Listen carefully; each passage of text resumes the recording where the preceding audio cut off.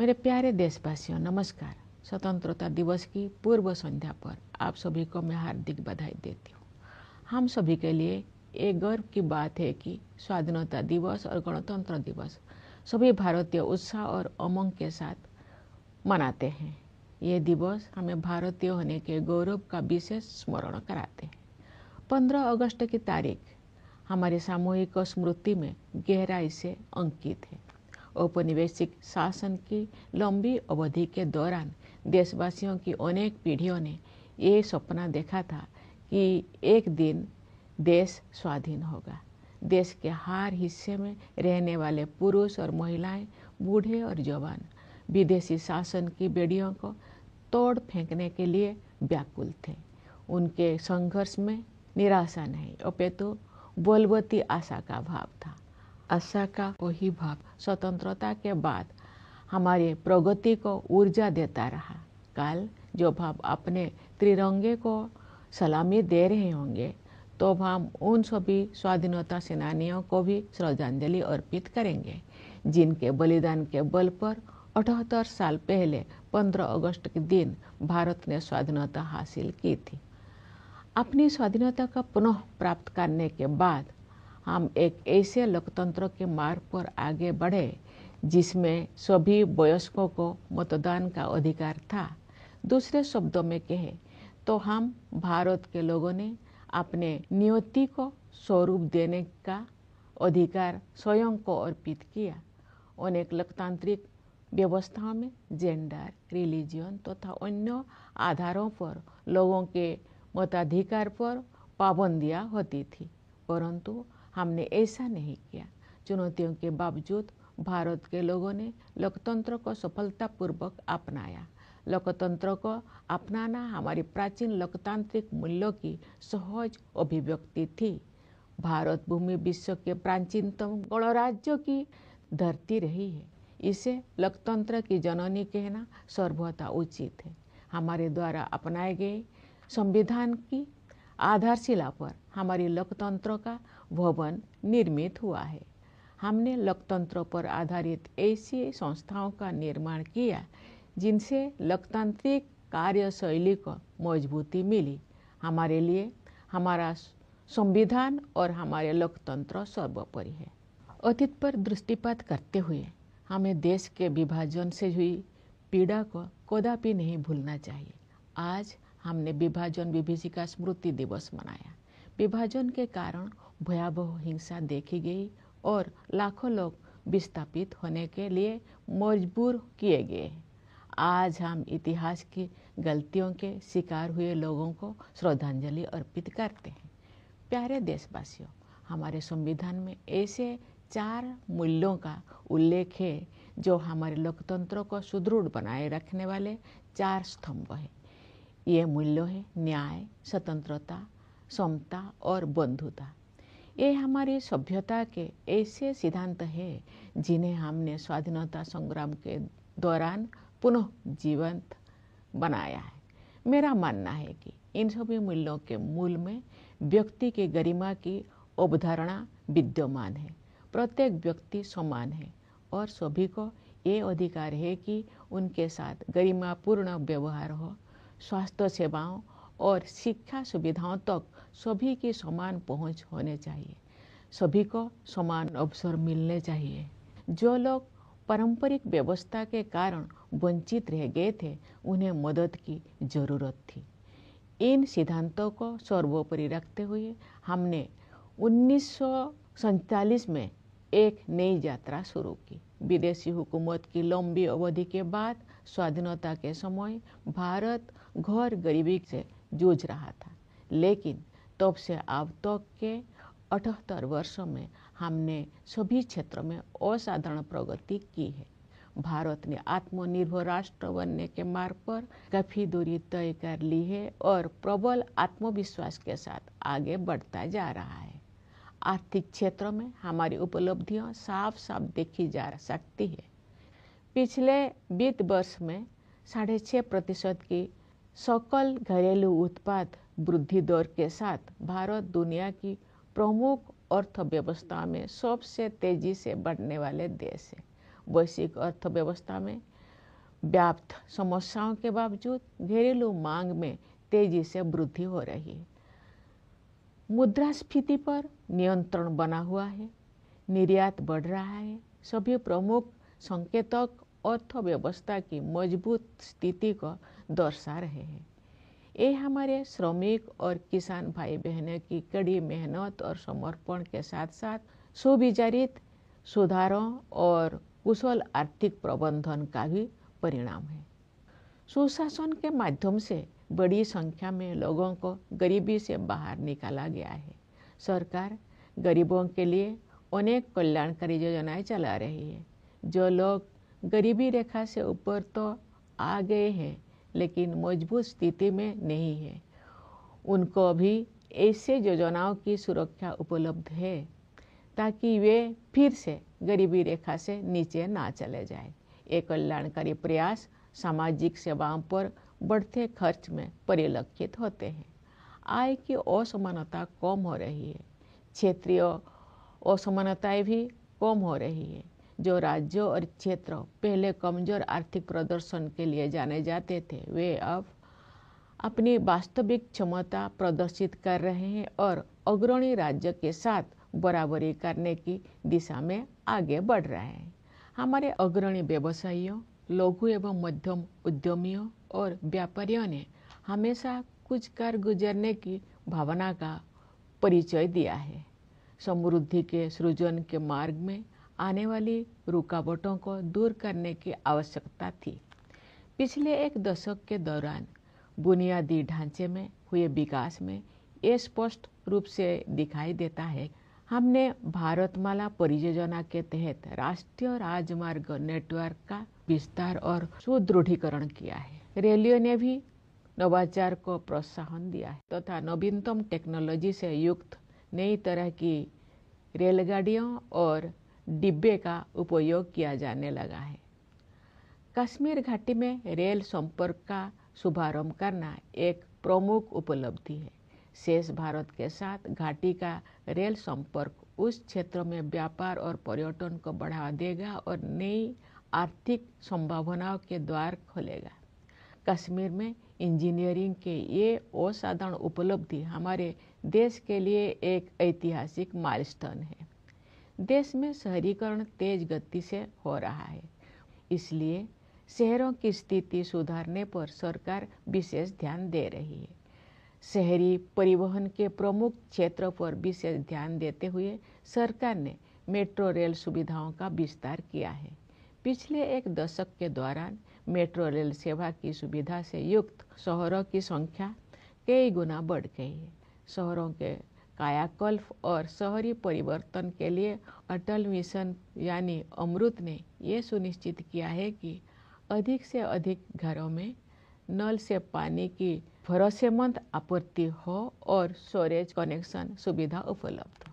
सरकार ये मानती है कि जीवन की बुनियादी सुविधाओं पर नागरिकों का हक बनता है। जल जीवन मिशन के तहत ग्रामीण घरों में नल से जल पहुंचाने में प्रगति हो रही है। अपने तरह के विश्व की सबसे बड़ी स्वास्थ्य सेवा योजना आयुष्मान भारत के अंतर्गत विभिन्न कदम उठाए गए हैं। उन प्रयासों के परिणाम स्वरूप स्वास्थ्य सेवा के क्षेत्र में हम क्रांतिकारी बदलाव देख रहे हैं। इस योजना के तहत अब तक 55 करोड़ से अधिक लोगों को सुरक्षा कवच प्रदान किया जा चुका है। सरकार ने 70 वर्ष और उससे अधिक आयु के सभी वरिष्ठ नागरिकों को इस योजना की सुविधा उपलब्ध करा दी है, चाहे उनकी आय कितना भी हो। स्वास्थ्य सेवाओं तक पहुंच से जुड़ी असमानताएं दूर होने से गरीब और निम्न मध्यम वर्गों के लोगों को भी सर्वोत्तम संभव स्वास्थ्य सेवाएं उपलब्ध हो रही है। इस डिजिटल युग में ये स्वाभाविक है कि भारत में सबसे अधिक प्रगति सूचना प्रौद्योगिकी क्षेत्र में हुई है। लगभग सभी गांव में 4G मोबाइल कनेक्टिविटी उपलब्ध है। शेष कुछ हजार गांव में भी ये सुविधा शीघ्र ही पहुंचा दी जाएगी। इससे डिजिटल भुगतान तकनीकी को बड़े पैमाने पर अपनाना संभव हो पाया है। डिजिटल भुगतान के क्षेत्र में भारत कम समय में ही विश्व का अग्रणी देश बन गया है। इससे डायरेक्ट बेनिफिट ट्रांसफर को भी बढ़ावा मिला है तथा लक्षित लाभार्थियों तक कल्याणकारी भुगतान बिना किसी रुकावट और लीकेज के पहुंचना सुनिश्चित हो रहा है। दुनिया में होने वाले कुल डिजिटल लेन देन में से आधे से अधिक लेन देन भारत में होते हैं। ऐसे बदलाव से एक गतिमान डिजिटल अर्थव्यवस्था का निर्माण किया गया है, जिसका योगदान देश के सकल घरेलू उत्पाद में साल दर साल बढ़ रहा है। आर्टिफिशियल इंटेलिजेंस टेक्नोलॉजिकल एडवांसमेंट का अगला चरण है जो हमारे जीवन में अपना स्थान बना चुका है। सरकार ने देश के एआई क्षमताओं को मजबूत करने के लिए इंडिया एआई मिशन शुरू किया है।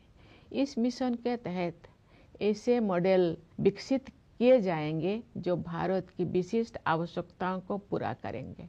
हमारी आकांक्षा है कि वर्ष 2047 तक भारत एक ग्लोबल एआई हब बन जाए। इस दिशा में सामान्य लोगों के लिए तकनीकी प्रगति का सर्वोत्तम उपयोग और प्रशासन व्यवस्था में सुधार करके उनके जीवन को बेहतर बनाने पर विशेष ध्यान दिया जाएगा। जनसामान्य के जीवन को बेहतर बनाने के लिए कारोबार को आसान बनाने के साथ साथ जीवन को आसान बनाने पर भी समान बल दिया जा रहा है। विकास तभी सार्थक होता है जब हाशिए पर के लोगों तक सहायता पहुँचे और उनके लिए नए अवसर उपलब्ध हो। इसके अलावा हम हर संभव क्षेत्रों में अपनी आत्मनिर्भरता बढ़ा रहे हैं। इससे हमारा आत्मविश्वास बढ़ा है और विकसित भारत बनने की हमारी यात्रा की रफ्तार तेज हुई है। पिछले सप्ताह 7 अगस्त को देश में राष्ट्रीय हथकरघा दिवस मनाया गया। इस दिवस को मनाने का उद्देश्य हमारे बुनकरों और उनके उत्पादों का सम्मान करना है। हमारे स्वाधीनता संग्राम के दौरान 1905 में शुरू किए गए स्वदेशी आंदोलन की स्मृति में वर्ष 2015 से ये दिवस हर साल मनाया जाता है। महात्मा गांधी ने भारतीय कारीगरों और शिल्पकारों के खून पसीनों से निर्मित और उनके अतुलनीय कौशल से युक्त उत्पादों को बढ़ावा देने के लिए स्वदेशी की भावना को और मजबूत किया था। स्वदेशी का विचार मेक इन इंडिया और आत्मनिर्भर भारत अभियान जैसे राष्ट्रीय प्रयासों को प्रेरित करता रहा है। हम सबको ये संकल्प लेना है कि हम अपने देश में बने उत्पादों को खरीदेंगे और उनका उपयोग करेंगे। प्यारे देशवासियों, सामाजिक क्षेत्र में किए गए प्रयासों से संवर्धित समग्र आर्थिक विकास के बल पर भारत 2047 तक एक विकसित अर्थव्यवस्था बनने के मार्ग पर अग्रसर है। मैं समझती हूँ कि अमृत काल के इस दौर में आगे बढ़ते जाने की राष्ट्रीय यात्रा में सभी देशवासी यथाशक्ति अपना सर्वाधिक योगदान देंगे। मेरा मानना है कि समाज के 3 ऐसे वर्ग हैं जो हमें प्रगति के इस मार्ग पर आगे बढ़ाएंगे। ये 3 वर्ग है हमारे युवा, महिलाएं और वे समुदाय जो लंबे समय से हाशिए पर रहे हैं। अंततः हमारे युवाओं को अपने सपनों को साकार करने के लिए अनुकूल परिस्थितियां मिल गई है। राष्ट्रीय शिक्षा नीति के माध्यम से दूरगामी बदलाव किए गए हैं। शिक्षा को जीवन मूल्यों से तथा कौशल को परंपरा के साथ जोड़ा गया है। रोजगार के अवसर तेजी से बढ़ रहे हैं। उद्यमिता की आकांक्षा रखने वाले लोगों के लिए सरकार ने सर्वाधिक अनुकूल वातावरण उपलब्ध कराए हैं। युवा प्रतिभाओं की ऊर्जा से शक्ति प्राप्त करके हमारे आंतरिक कार्यक्रम का अभूतपूर्व विस्तार हुआ है। मुझे विश्वास है कि शुभांशु शुक्ला की इंटरनेशनल स्पेस स्टेशन की यात्रा ने एक पूरी पीढ़ी को ऊंचे सपने देखने की प्रेरणा दी है। ये अंतरिक्ष यात्रा भारत के आगामी मानव अंतरिक्ष उड़ान कार्यक्रम गगनयान के लिए अत्यंत सहायक सिद्ध होगी। नई आत्मविश्वास से भरपूर हमारे युवा खेल जगत में अपनी पहचान बना रहे हैं। उदाहरण के लिए शतरंज में आप भारत के युवाओं का जैसा वर्चस्व है वैसा पहले कभी नहीं था।